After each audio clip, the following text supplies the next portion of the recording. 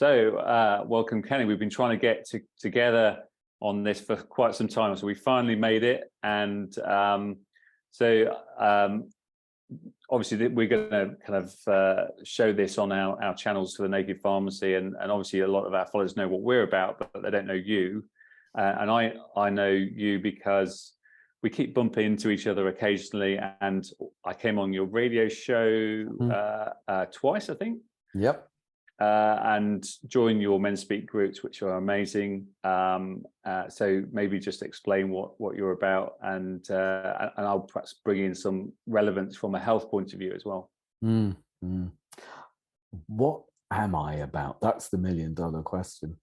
I think once I die, what I would like to leave to the world is a community that's been lost, where in the old days, men sitting around the fire, or men sitting in, I don't know, the church hall, or community where people can hang out and talk and be heard and be on the same side and care and share and just be conscious adults. That's what I'd like to. And on a very practical level, that would be men's groups as available as 12-step programs. So there is connection rather than disconnection that might lead to addiction, abuse, and God knows what people get up to. And, you know, the suicide rates and the mental health, the waiting lists for people with mental health issues, etc., that can all be cleared. I would like that to change. So I started holding men's groups 25 years ago for my own needs after I came back from living abroad and traveling and adventuring for 5 years. And all my friends were addicts by then, whether it was love and sex or money and power or drink or drugs or whatever. They were distracted, and I needed to be met at depth and to share the journey and to have fun. Now, so that was all my own needs. Now, since lockdown, we've had daily men's groups, basically, so men can check in from their enforced isolation and speak out what's going on, so then don't lash out on others with domestic violence or just a bad attitude, or their fear being shared unconsciously, or lash in on themselves, which could be, you know, critical thoughts to themselves that can lead to suicide, or that could be drugs, drink, or nastiness on the internet. These days, due to lack of community, men very often go into their heads to fix things, or these days turn to the computers rather than turning to other people. And for me to be able to hang out and say, this is what's going on for me, and other people will say, yeah, I've never experienced that, or when I experienced that, this is how I failed, or this is how I succeeded, or this is how I learned from myself. That's valuable. But the algorithms are scary. Yeah, that's an awesome response. I wasn't expecting that, which is great, because I like the unexpected. And I suppose the kind of comment I would make coming out of that is if I'm looking at it from a perspective of our audience and beyond, is why on earth is a pharmacist and a pharmacy interested in having these conversations? And why do I think it's so important when, you know, we portray ourselves as an evidence-based pharmacy? So scientific research is really fundamental. And so, and what you're talking about is a much more kind of subtle, emotive environment, if you like, in terms of communication, in terms of emotions, in terms of acting out, lifestyle, relationships. And it's always been a bit of a challenge for me, because I truly believe that these are fundamental parts of our nature and responsible for maintaining or when we have failing health. So the impact these elements have on health are fundamental. And in many respects, the interventions that you're facilitating have more powerful impacts on health than perhaps a pharmaceutical intervention. And what we're looking at over the last 50 to 100 years is that, you know, pharmaceutical, modern scientific interventions have come to the fore, which is really at the end of this process where relationships fail, communication fails, or blocked, emotions get blocked. So the physiology then starts to follow these subtle elements of our nature, of our humanity. And then you get blocked arteries, and then you get poor digestion, and then you get mental health problems which lead to suicide, and all elements are wrapped around that. And we feel, and pharmacists in the pharmaceutical world are responsible for this, that there's a quick fix. And actually they are the bandage that goes over the cut at the end of that process. They're not necessarily the solution. And we talk about health is a story, not a symptom. And so fine, we've gone through a process where we compartmentalize and we put things into boxes, and we'll label things as depression and as anxiety, personality disorders. Everything is about disorder. And it's a box. And actually what comes what's the story behind all that? And that's social, that's relationship, that's emotion. And yes, our interventions as far as a natural pharmacy, and we're not an either or, there's a time and a place for conventional, there's a time and place for natural approaches. And that also, when I say natural approaches, I mean include diet and lifestyle, really fundamental, and have the best of both worlds, but don't ignore what you're talking about. Don't sideline it. Yeah, I'd say this is three things cross my mind that we have in common. Number one, pink shirts. Number two. Yeah, but yours is more flamboyant than mine. I'm thinking I'm not as creative. I must get off that. Maybe it's because, so I've got a therapy room in Soho. It's on Regent Street. So maybe I have to be flamboyant, or maybe I'm allowed to be flamboyant. Yeah. I don't know, but I do love my shirts. Another thing is you talk about disorder. And I guess in my language, it's out of alignment, but it's the same thing. What is not right now? What's out of kilter? What doesn't fit? What's the bit? And then you talk about the interventions. And for me, it's the moments. When was there a heart attack? And what was going on in life then?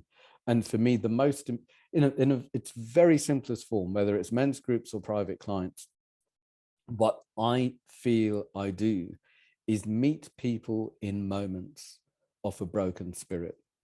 And it could be in the playground, it could be before a major health issue, it could be before a divorce, it could, or to avoid a divorce.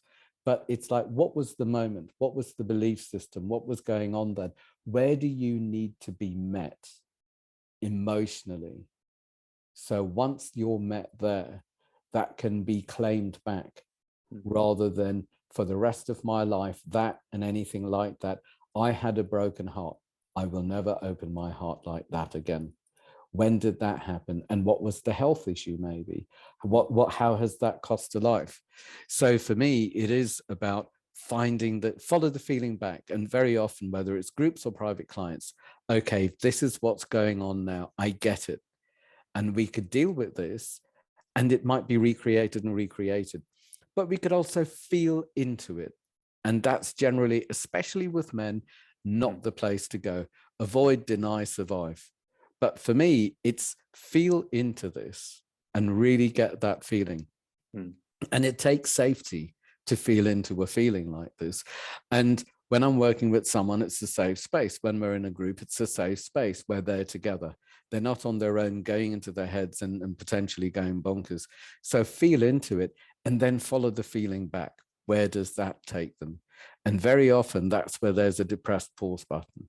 That's where something went on hold. That's when their spirit stopped being free and went into hiding and safety.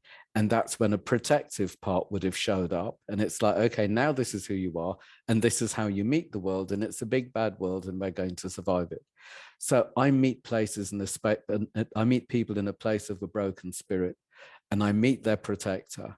and I allow their protector to stop controlling and owning their lives, because I also introduce them to the part that's present and connected, the man or the woman or the whatever, who is here and now, able to hear the protector and also able to follow intuition or spirit or hunches or nature or whatever you want to call it, and take a step forward, living into a bigger life. And it's amazing to hear how the health issues fit in with the story.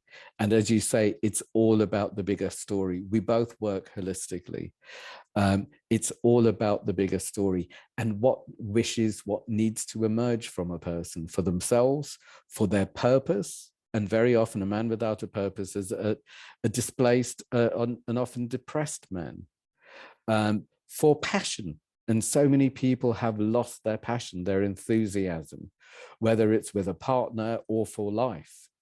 But it's like time to get back and time to start living, irrespective of the situation. You could say this is an attitude. And the alchemy is living from fear into love, living from unconscious into conscious, living from past and future into here and now, and able to respond forward, moving it back into life and really take part. Wow, that's amazing. I love that. And we were talking before the recording about who we'd spoken to beforehand, and I had a fascinating conversation this morning with a guy who's a deputy head teacher in his 40s and suddenly had a heart attack. Looked fit and healthy. I knew him. I knew him through his wife, and it was a shock for me to hear this, that he suddenly had a heart attack and he'd had a stent fitted and he was in sort of recovery mode for that. So we had a conversation this morning, and so I said to him, well, what were the events leading up to the heart attack, and track back further? Do you get a sense of what the steps that you took that perhaps were maybe a disconnect? That, you know, I talked about a cardiologist I knew that talked about the importance of open heart psychology. He says, I'm an open heart surgeon, but I also do open heart psychology because I know the recovery rates are far better for people in healthy, stable, loving relationships. And that's an amazing thing. And actually some research recently has come out to prove that's the case. And, you know, we're not supposed to talk about this unless we've got a randomized controlled trial that's been double blinded, blah, blah, blah. And that's important, but it's also important to actually think, well, does that feel right for me? Does that instinctively, you know, give me a warm, fuzzy feeling inside? So he said that before his heart attack, he had a very aggressive telephone conversation that had really wound him up to the point where he was shaking. And then suddenly his symptoms started, the cramping in his chest, the pains down his arm. He said his teeth, all of his individual teeth, he could feel them, were so painful. Wow. And, you know, his awareness of stuff was really acute.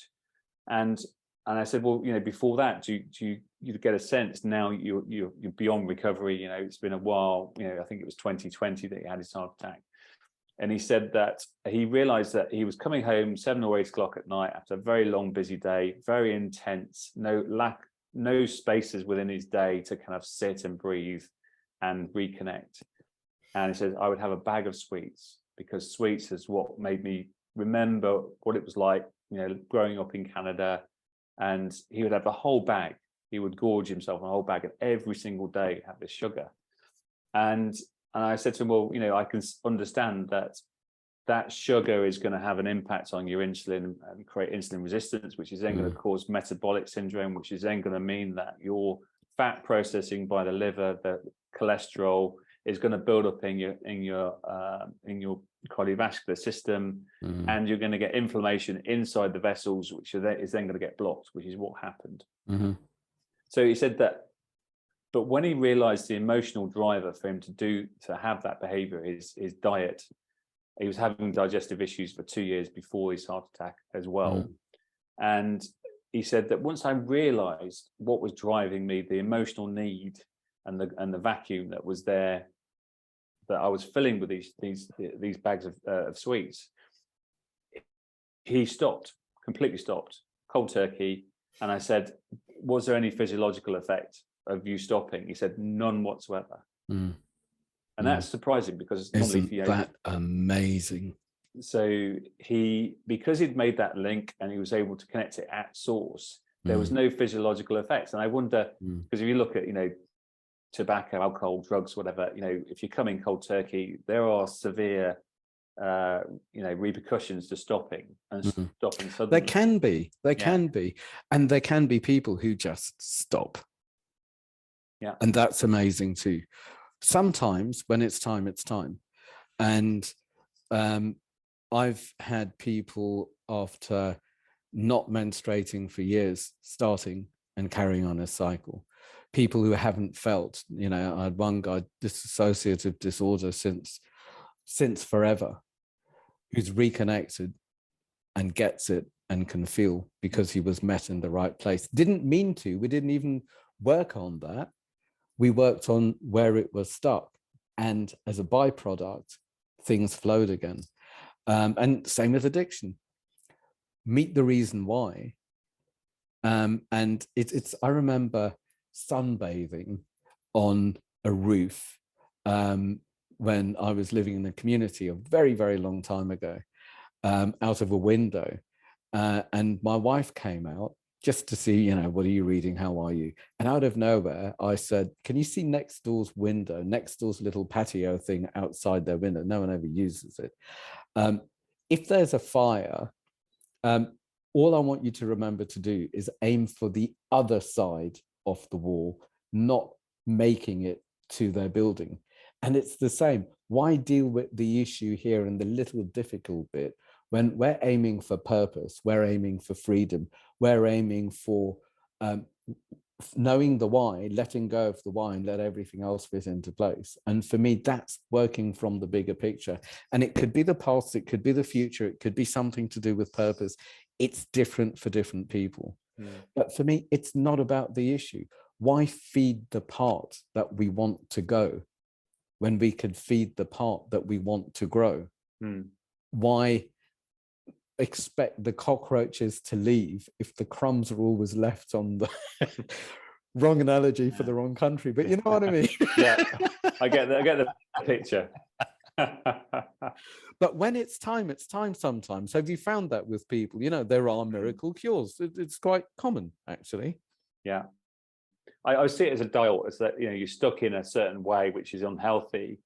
If you can do it consistent enough and flip the dial across and then do the good things, good thinking, good lifestyle, good diet, it just keeps that dial the right side, and it will stay there because our bodies is accustomed to being its natural state. It might forget it for a while and get stuck in the unhealthy stuff, and it's just shifting it back and do it consistently. So and I've seen that a lot, and I mean, the same with you is that I have that frustration that I see people that are stuck in a unhealthy pattern in their life, and it's making them miserable.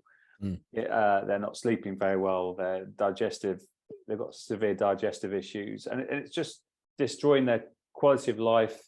It's affecting their friends and family around them. They're getting isolated, and just to see a few of those people kind of transform into a completely different state. I mean, you must see it all the time. We get it. We get letters and testimonials, and that's the joy. That's the joy. And I can't blame people for choosing better if they don't know their choices and they've never been around better choices until maybe they are presented with choices and the permission to try those choices and the permission to keep those choices. I didn't choose better for a long, long time. It was a big deal for me to have time off and eat good food and take care of myself, because way back in my psyche was good health and time off and good food are for other people. It's not for us. And that's when we were refugees. Better not to want or not to grieve not having. It's for other people. And with that, we survived very well. And we're a happy, healthy family. Didn't miss it. But I needed to meet myself there undo that and give myself permission. Mm. And there are so many that's quite an extreme story. Some of my poorer friends from up north that I knew since the 80s, it would be, oh, that's for other people, that's not for us, that's not for the likes of us. And that's just the way they were brought up. And I remember in 70s TV, northern accents were for comedies, southern accents were Panorama and BBC. There was no cross section. People knew their place. Yeah. Coronation Street, that's how it was. But to have these choices, and for me, it's I guess another piece of alchemy is the protecting part, whose job is survival, to be able to work with maybe a new part emerging that's present and connected, that can hear all the fear as information and make informed choices, including a better lifestyle, better health, boundaries. Survival isn't allowed boundaries. Survival is generally allowed fight or flight or in the head or avoid or whatever it is, rather than being present and having needs and communicating and meeting life and kind of dancing with life, not controlling. And I know how to do this. It's more taking a step forward, seeing what's right, and then maybe a step to the left, maybe a step to the right. This is almost like the time warp, isn't it? I knew there'd be a musical reference at some point. You can't blame me, it's my inner DJs. I was waiting for it. Not a bad one to choose, though. But yeah, people are getting aware, and awareness can be a scary thing. People are getting out of control. Yeah. This can be a scary thing. Done in company, done gently, done with not just support, but even with company to check, how was it for you? Or what do you think to this? Worth its weight in gold. So we're gonna sort of send this out sort of during Men's Week. And do you think that we as as men are falling behind women in terms of emotional intelligence? Because I look at my female friends, my wife's friends, they're very good at opening up. They're very good at expressing and understanding their emotions. They're very good at communication. They're just generally a lot more sensitive to what's going on around them. And if I look at a straw poll of myself and my friends around me, I think that I've got a lot of northern mates, because I originate from Nottingham, and my dad was a mining engineer who expressed his emotions through humour. There was no emotional reference. There was no tears. Generally, there was no anger. It was always an inappropriate joke. He always used to say to me, "Keep a cool head, son," which was a bit of a a fire blanket. Just keep a lid on your emotions and stuff. So if I look at my friends from Nottingham, I can see a lot of that kind of. We're happy to talk about football, and we're happy to talk about kind of funny things that have happened. But when it comes to the nitty gritty of everyday life and the not so funny sides of that, we're uncomfortable about going there. And so, I mean, what's your impression? And in those days, it was do the right thing by other people. Don't bring shame. Don't make trouble. Survive. What will people think? And I think what will people think has just got over the top. It used to be twitchy curtains and gossip.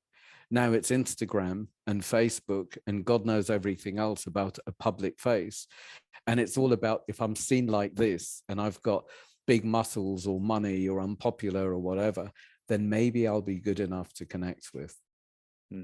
And that's shocking, because right here and right now, I believe everyone is good enough to connect with, because it's just show up rather than show off. show up and tell the truth. Maybe easier said than done for some people, because of course people need to survive their community or have a status or not be excluded from their community or their friends or whatever it is. But we have the luxury of finding out who we are. And I would say, sadly, most men who come to men's groups show up with what's wrong with me and how do I do me right?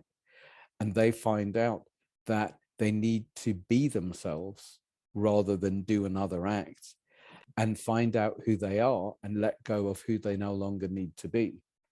And that's the turnaround. There's space for us to be individuals.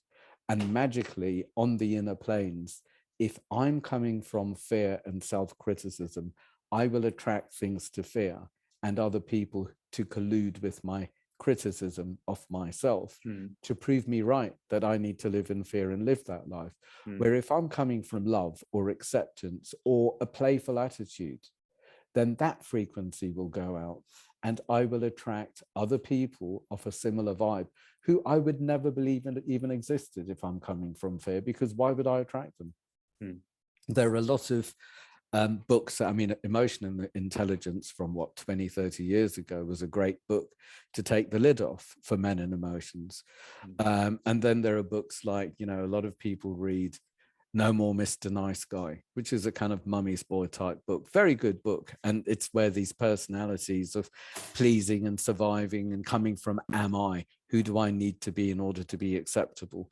All of these books come out.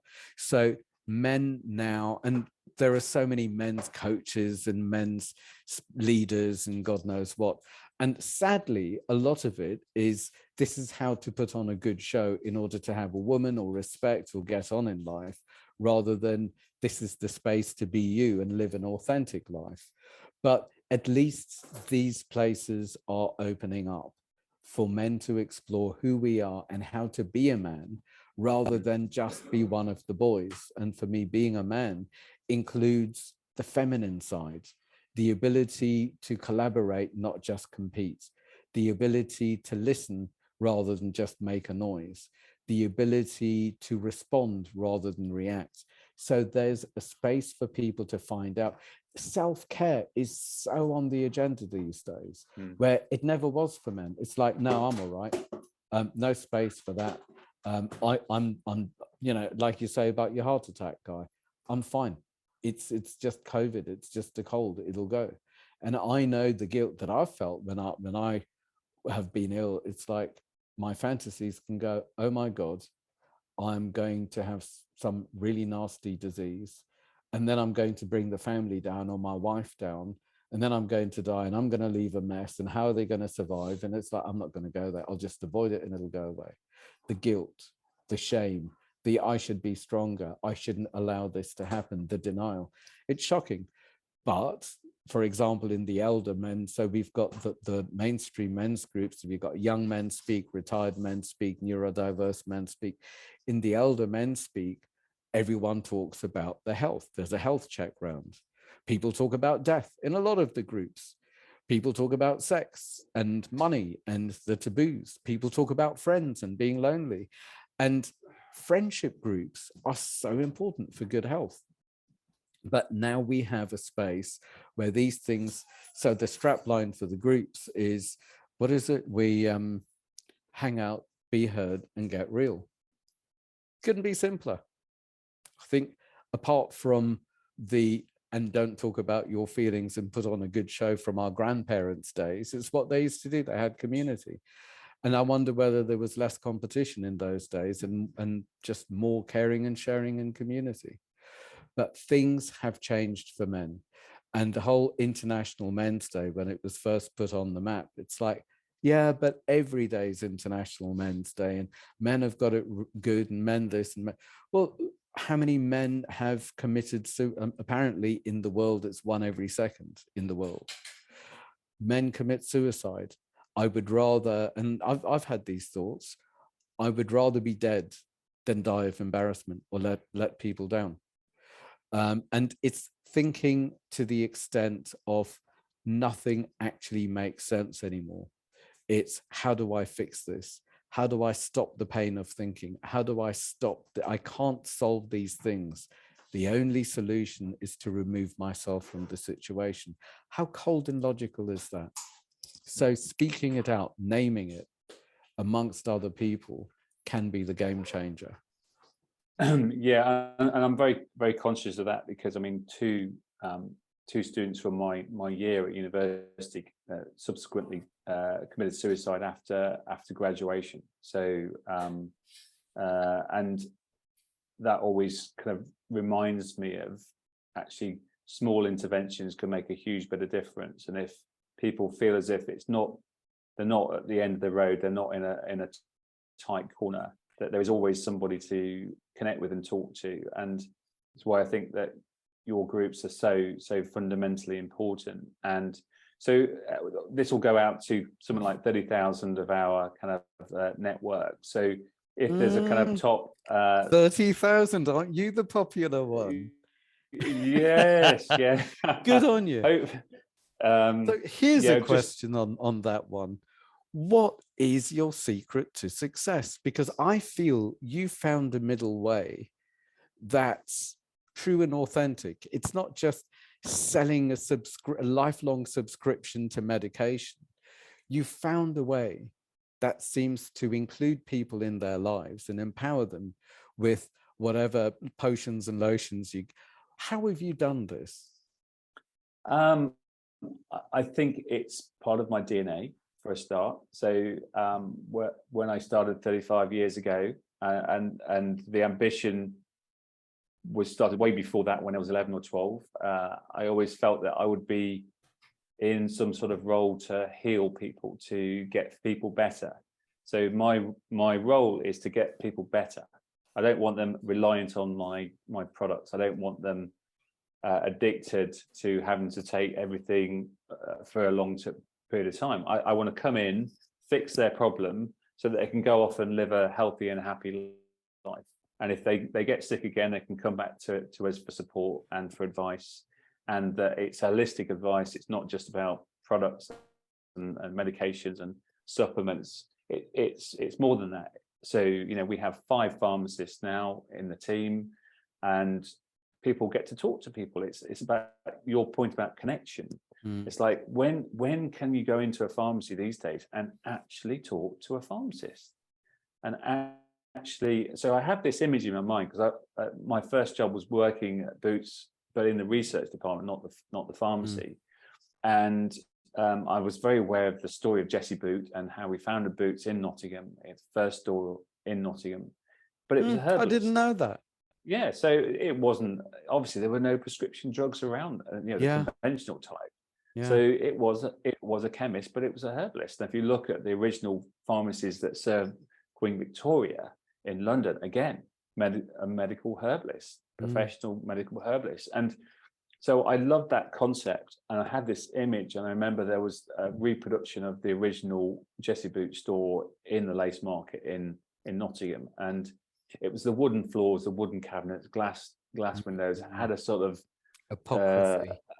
The old apothecary, where you come in and it was welcoming. It was almost like a sort of a community side to it. And I had this vision, although we were online, that I wanted to create that sense of a hub, a community that people could come to talk and share, and to feel supported, feel as if they were at home, feel as if they were heard. Because that's the other thing, is that, they'll come to me and I've got a runny nose, but I'm not really that interested about the runny nose, although I want to fix it. I want to know why your immune system is so depressed that you have got a streaming cold, and you've probably had several streaming colds throughout the winter because your immune system is not functioning correctly. So I want to know what the story is, what's going off at home. And amazingly, we tend to do that within a few minutes. So we're practiced enough, we're experienced enough to know how to ask the right questions. And that, to me, is the heart of why we've been successful in creating this kind of group. And I believe that we're starting to get networks in Australia, in New Zealand, in America, in Europe. We've got customers we're shipping out to in Switzerland, in Scandinavia. And I love the concept of the fact that we are becoming a family that that cares for each other. You know, it sounds a bit contrite and a bit old fashioned, but actually I feel as if, you know, we need to bring some of those traditions that we've lost back into this century. And yes, we need the science. Yes, we need the grounded stuff. We need the pharmaceutical quality side of that bringing in.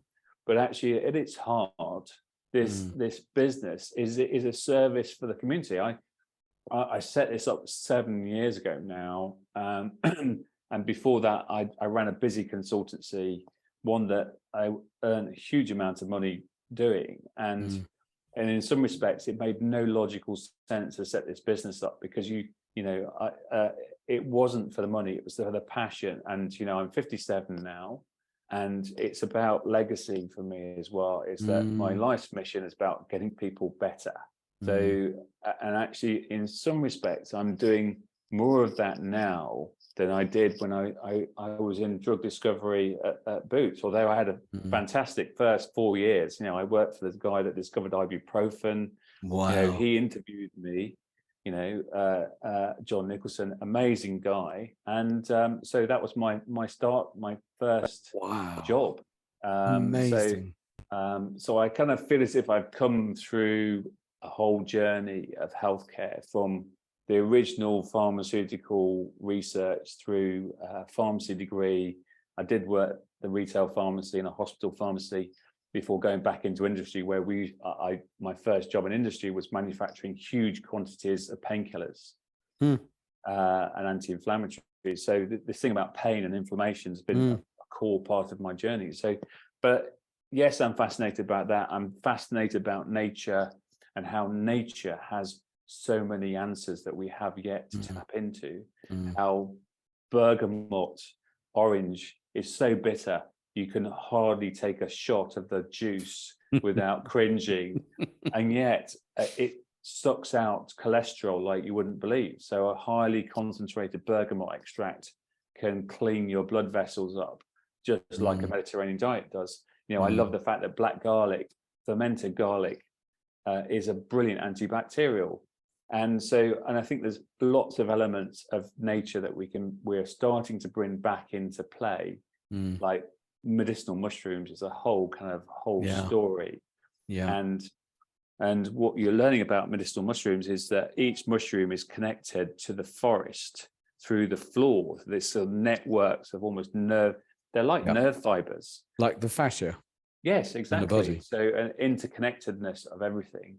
So I think nature is very connected, and I think we can't separate ourselves from nature. And that includes communication, the power of speech, the power of emotion, the power of touch, the power of sharing, the connection through the eyes. You know, all the stuff that you do is part of the whole picture. And I describe, if you're just trying to treat in compartments, you'll end up with a picture. You remember the painting by numbers? You know, you'd paint a certain color in number 1, number 4, number 6, whatever.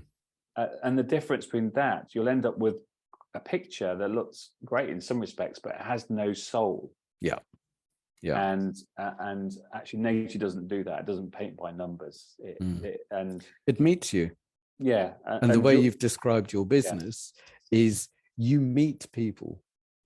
And that's worth its weight in gold.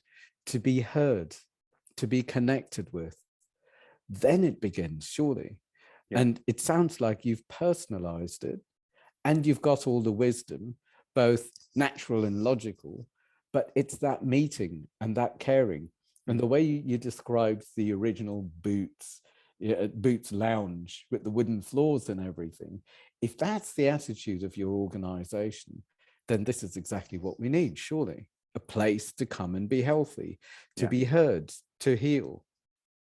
Absolutely. And in the same way, I think you're kind of reconnecting those synapses, the bits in between the synapses, those nerve endings, and it's not just the brain; it's in the gut, it's in every side of the body. So, and so if I was to sell our current network of 30,000 subscribers, the community, what is the kind of core message to take across? How would they, so if they have husbands or if they're men that are looking for something in their lives to evolve, how would they connect to you? How would they connect to the Men Speak groups? What do they need to do to kind of like take that step forward? For the groups, it's mensgroups.co.uk. And that's where we list all our groups, what's going on, etc. And I think the first month is free, or maybe it's still donation, or maybe it's £10 a month. There are groups every day online, and then we've got live groups, trainings, women's groups. I'm actually holding a mixed group on International Men's Day. And then for me, it's the manwhisperer.co.uk. To be honest, I don't really look at the internet too much, and I dread to look at my websites. And there's probably, a bit of misrepresentation. People can get my ebook for, I think, 99p, because I don't know how to go into Amazon to raise it to a 5. And I haven't made the time for stuff like that. Yeah. But there's so much information about connection and communication, especially with men and boys, in a language where we're included, rather than we fear humiliation or abandonment, or we're second guessed, or whatever it is. There's a way, it's this meeting thing. So email me. I'll send you the ebook. Now I've got a training as well. So people train to hold their own groups, either in our name or in their own name. And I'll be putting out an online training next year. But yeah, mensgroups.co.uk, the manwhisperer.co.uk. And I hope I don't look that crap on the internet. Am I allowed to say crap too late? But it's about the being with, rather than here's the road, look at how clever I am. I don't know how clever I look, but people come. And I think it's like we were saying before, put out the right vibe, and somehow the right people will show up and are served. And for me, it's also passing it on. Yeah, and I'm picking up those messages in terms of the way I communicate with my son, and encourage him to communicate openly and honestly, to build up that sense of emotional intelligence, because we know that a lot of mental health problems start in the very young. So the sooner we can start that process within our own families and friends around us, the better. So I would encourage everybody to connect with you and your network, because like I said, don't never underestimate the impact on your health of this stuff. Social medicine, as Johan Hari put it. Two quick things off the top of my mind when you talk about your sons and mainstream conversation, is one of our ground rules is own what you say. So it's I rather than you and we. You is so disconnected, and we is, we're all the same in this helpless victim club, aren't we?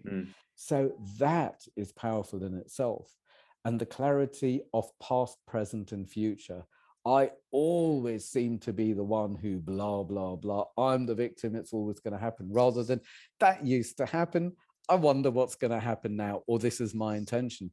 But it's just taking space. I take space now. And what we do with the check-in groups every day that have been held since lockdown is 3 simple questions to start with. Your name, so people announce themselves and we've taken our space. How you feel right now. So it's right now, and it's feelings aloud. Very difficult maybe for some the first time, but it's like, how do I feel right now? And then what's up? What exactly is up right now? And that's such an easy way to start. And what seems to cut through so much crap, and I've said it once before, so I'll use the C word again, is needs. To find out what my needs are, to find out what my partner's needs are, to find out what your children's needs are.